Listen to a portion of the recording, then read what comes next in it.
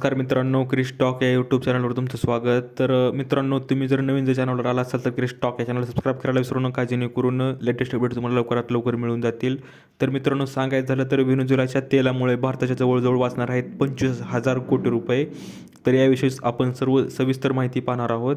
तर मित्रांनो, सांगायचं झालं तर भारत आणि रशियाऐवजी अमेरिका आणि व्हेनेझुएलाकडून जो कच्च्या तेलाची खरेदी करणार आहे, या कच्च्या तेलाच्या खरेदीत भारताचे तब्बल 25,000 कोटी रुपयेचे बचत होऊ शकते. मात्र कोणत्याही एका देशावर अति अवलंबून राहणे भविष्यासाठी धोकादायक ठरू शकते, असे अहवालातून समोर आले आहे. तर मित्रांनो, व्हेनेझुएलाचा मेरे 16 फॉर्म्युला नेमका काय आहे?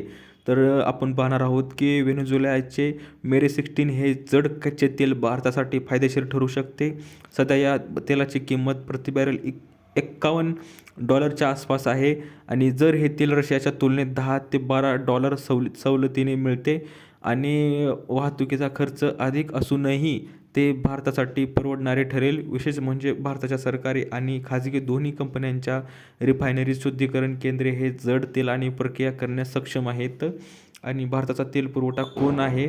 आपण पाहणार आहोत की सर्वात जास्त 35% रशियाकडून आपण तेल घेतो. नंबर 2 इराककडून तेल घेतो. नंबर 3 सौदी अरेबिया 14% आणि UAEकडून 9%, अमेरिकेकडून 4% आणि व्हेनेझुएलाकडून 1% आपण तेल खरेदी करतो भारत. तर भारताच्या आयातीत वाटा टक्केवारीमध्ये आपण सांगितलं आहे. तर रशियन क्रूड जो आहे तो प्रकार आहे मध्यम जड आणि व्हेनेझुएला आहे जड. तर किती देशाकडून भारत तेल घेतो? तर आपण सांगितलं आहे की सध्या भारत सुमारे 40 देशांकडून कच्चे तेल आयात करतो. गयाना, ब्राझील आणि कॅनडा हे नवे स्रोत पुढे येत आहेत. तर ह्याही देशांकडून भारत क्रूड ऑइल खरेदी करत आहे. तर मित्रांनो, जसं की ही तुम्ही न्यूज पाहिला असाल, जर भारताचे 25,000 कोटी रुपये वाचले तर म्हणजे भारतीय लोकांना तेल कमी मिळू शकेल का, हा मोठा प्रश्न आहे. तर पाहूया पुढे काय होऊ शकतं. तेल कमी जास्त भाव मिळतात की नाही. सध्या तरी पेट्रोल आणि डिझेल आहे त्या सद्यस्थिती परिस्थितीतच आहे. 100च्या वर पेट्रोल मिळत आहे. तर जर 25,000 कोटी जर वाचले तर भारतीय नागरिकांना किती दिलासा मिळू शकतो ते आपण पाहूया.